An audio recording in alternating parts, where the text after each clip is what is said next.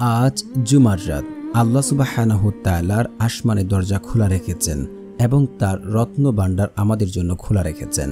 আজ যদি আল্লাহ তাআলার এই শক্তিশালী নাম কেউ যদি 100 বার পরে কিছু চায়, আল্লাহ তাআলা তাকে তা দান করবেন এবং তার জন্য দুনিয়ার সমস্ত রিজিকের দরজা আল্লাহ তাআলা খুলে দেবেন। এ রাত্রে আপনি যদি আল্লাহ তাআলার কাছে নিয়ম এবং পদ্ধতি জেনে আমল করেন, আপনি আল্লাহ তাআলার কাছে যা চাবেন তাই পাবেন। আপনার দারিদ্রতা, আপনার অভাব অনটন, আপনার বিপদ আপদ, টাকার সমস্যা, বিদেশ যেতে পারছেন না, বিয়ে দিতে পারছেন না, যে কোনো সমস্যা, আজকে রাত্রে আল্লাহ সুবহানাহু তাআলার এই শক্তিশালী নাম পড়ে আল্লাহ তাআলাকে ডাকুন। ইনশাআল্লাহ আল্লাহ তাআলা আপনার ডাকে সাড়া দেবে এবং আপনার মনের আশাগুলো পূর্ণ করবে। বহুবার যাচাইকৃত বাছাইকৃত, বহুবার পরীক্ষিত আজকের এই আমলটি যদি আপনি ভিডিওতে বলা পয়েন্ট এবং নিয়ম মেনে আমল করতে পারেন, ইনশাআল্লাহ আপনার মনের আশাগুলো পূর্ণ হবে। তাই বলছি, টেনে ভিডিও দেখলে নিয়ম মিস হলে কাজে আসবে না, তাই না টেনে সম্পূর্ণ ভিডিও দেখার অনুরোধ রইল।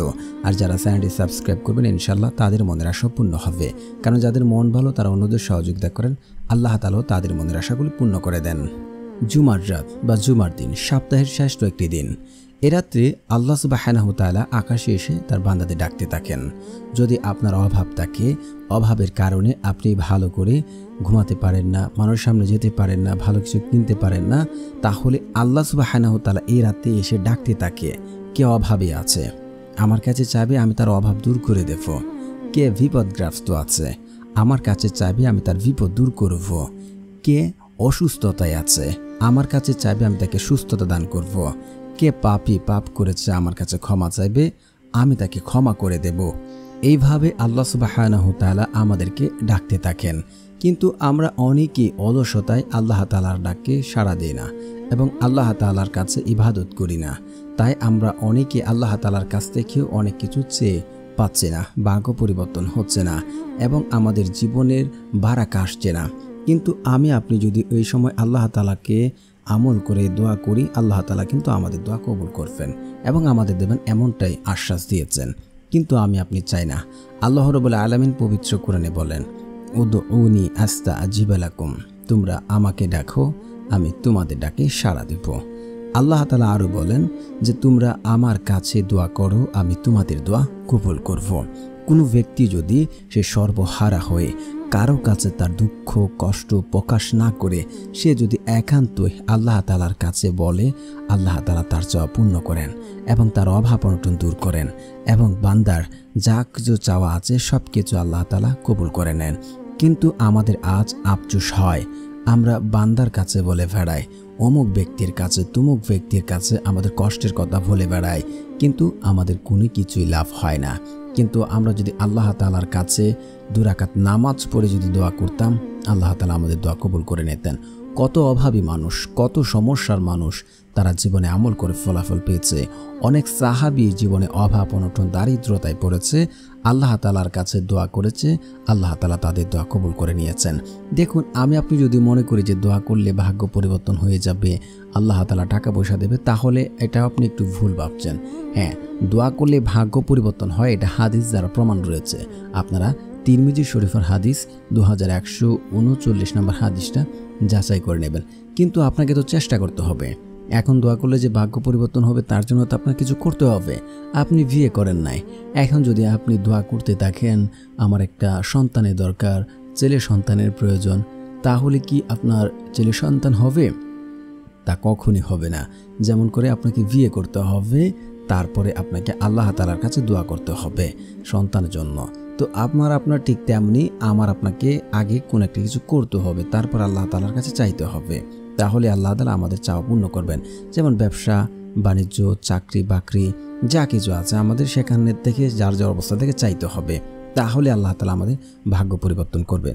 কারণ আল্লাহ তাআলা পবিত্র কোরআনে আরও বলেন সুন্দরভাবে যে সে জাতি বা সেই গোত্রের ভাগ্য আল্লাহ তাআলা ততক্ষণ পর্যন্ত পরিবর্তন করেন না যতক্ষণ না পর্যন্ত তারা নিজের চেষ্টা না করে।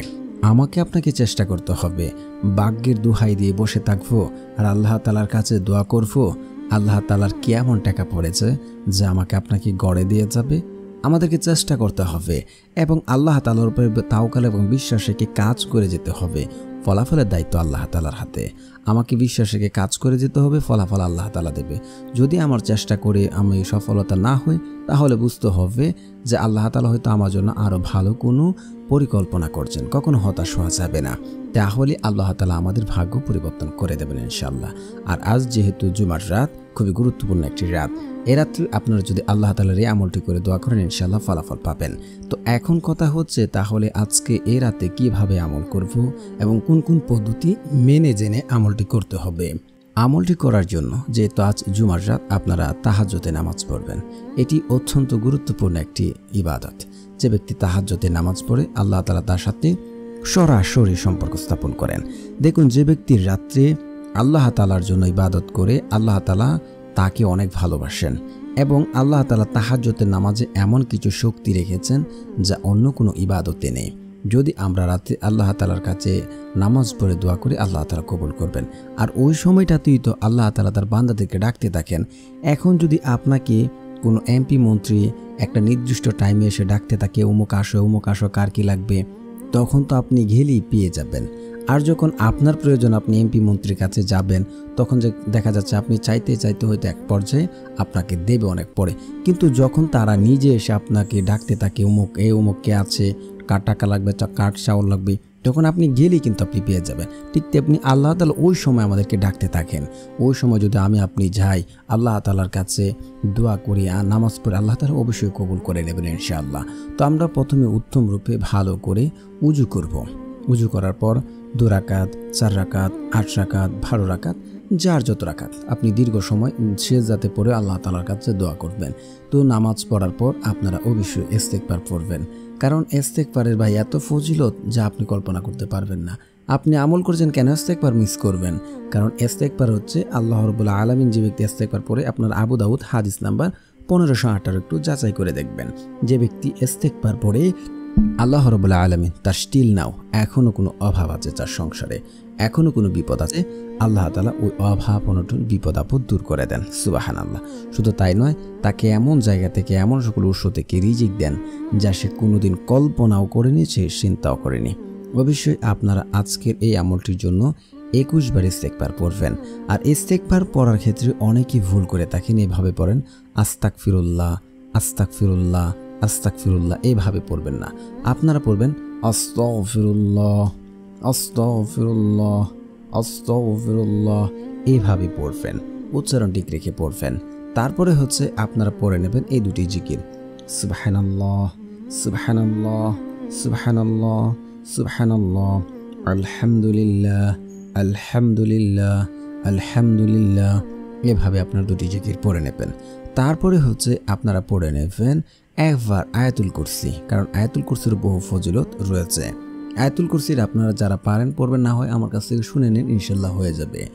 আল্লাহু লা ইলাহা ইল্লা হুয়াল হাইয়ুল কাইয়্যুম লা তাখুযুহু সিনআতু ওয়া লা নাউম লাহু মা ফিস সামাওয়াতি ওয়া মা ফিল আরদ মান জাল্লাযী ইয়াশফাউ ইনদাহু ইল্লা বিইজনিহি ইয়া'লামু মা বাইনা আইদিহিম ওয়া মা খালফাহুম ওয়া লা ইউহিতুনা বিশাইইন মিন ইলমিহি ইল্লা বিমা শাআ ওয়া ওয়াসি'a কুরসিয়্যুহু সামাওয়াতি ওয়াল আরদ ওয়া লা ইয়াউদু হিফযুহুমা ওয়া হুয়াল আলিয়্যুল আযীম। তারপর হচ্ছে আপনারা পড়ে নেবেন যারা ঋণে আছেন, মানে ঋণ পরিশোধ করতে পারছেন না, একেবারে অপারগ হয়ে গেছেন, এই দোয়াটি পড়ে নেবেন, আল্লাহুম্মা কফিনি বিহালালিকা ওয়ান হারামিকা ওয়া আগনিনি বিফাদলিকা আম্মান সিওয়াক। তারপরে হচ্ছে আপনারা পড়ে নেবেন দুরূদ শরীফ, কারণ দুরূদবিহীন দোয়া কবুল করা হয় না, সেটা আসমানে গিয়ে ঝুলন্ত অবস্থায় থাকে। যে ব্যক্তি রাসূল সাল্লাল্লাহু আলাইহি ওয়াসাল্লামের উপরে দুরূদ পড়ল না, তার দোয়া কবুল করা হবে না। তো যারা পারেন না, আমার সাথে সাথে দুরূদ ইব্রাহিম পড়ে নেবেন, শুনলে হয়ে যাবে ইনশাআল্লাহ। আল্লাহুম্মা সাল্লি আলা মুহাম্মাদি ওয়া আলা আলি মুহাম্মাদ কামা সাল্লাইতা আলা ইব্রাহিম ওয়া আলা আলি ইব্রাহিম ইন্নাকা হামিদুম মাজিদ। আল্লাহুম্মা বারিক আলা মুহাম্মাদি ওয়া আলা আলি মুহাম্মাদ কামা বারাকতা আলা ইব্রাহিম ওয়া আলা আলি ইব্রাহিম ইন্নাকা হামিদুম মাজিদ। যারা দুরূদ ইব্রাহিম পারেন না আপনারা ছোট্ট দ্রুত পড়তে পারেন সাল্লাল্লাহু আলাইহি ওয়াসাল্লাম, সাল্লাল্লাহু আলাইহি ওয়াসাল্লাম। এভাবে আপনারা 3 বার দুরূদ শরীফ পড়বেন। প্রথমে দোয়ার আগে 3 বার, তারপর দোয়া শেষ করার পরে আপনারা আবার 3 বার পড়ে নেবেন। তারপরে হচ্ছে আপনারা পড়ে নেবেন একবার সূরা ফাতিহা। বিসমিল্লাহির রহমানির রহিম, আলহামদুলিল্লাহি রাব্বিল আলামিন, আর রহমানির রহিম, মালিকি ইয়াউমিদ্দিন, ইয়াকা না'বুদু ওয়া ইয়াকা নাস্তাঈন, ইহদিনাস সিরাতাল মুস্তাকিম, সিরাতাল লাযীনা আন'আমতা আলাইহিম গায়রিল মাগদুবি আলাইহিম ওয়ালাদ-দাল্লিন, আমিন। তারপর হচ্ছে আপনার 3 বার সূরা ইখলাস পড়বেন। বিসমিল্লাহির রহমানির রহিম, কুল হুয়াল্লাহু আহাদ, আল্লাহুস সামাদ, লাম ইয়ালিদ ওয়া লাম ইউলাদ ওয়া লাম ইয়াকুল লাহু কুফুয়ান আহাদ। তারপর আল্লাহ সুবহানাহু ওয়া তাআলার এই শক্তিশালী নামটি আপনারা পড়ে নেবেন। তো প্রিয় বন্ধুরা, যারা এই চ্যানেলটি সাবস্ক্রাইব করবেন ইনশাআল্লাহ তাদেরও মনের আশাগুলি পূর্ণ হবে ইনশাআল্লাহ।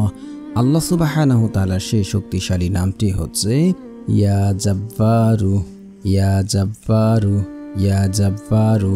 তারপর 2 হাত তুলবেন। 2 হাত তুলে আল্লাহ তাআলার কাছে ইয়াকিন রেখে বিশ্বাসের সাথে যদি বিশ্বাস করে আমলটি করেন ইনশাআল্লাহ ফলাফল পাবেন। কারণ একটা হাদিস আছে, বান্দা আল্লাহর প্রতি যেমন ধারণা রাখেন আল্লাহ ঠিক তার সাথে তেমন আচরণ করে থাকেন।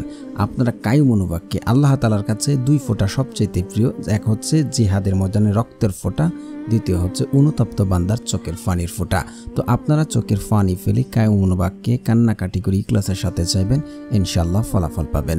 তো প্রিয় বন্ধুরা, যারা আমলটি করছেন অবশ্যই একটি লাইক এবং কমেন্টে আপনার মনের আশা লিখবেন যেন আমি আপনার জন্য দোয়া করতে পারি। আর সকলে লিখবেন আমিন, আমিন, সুম্মা আমিন।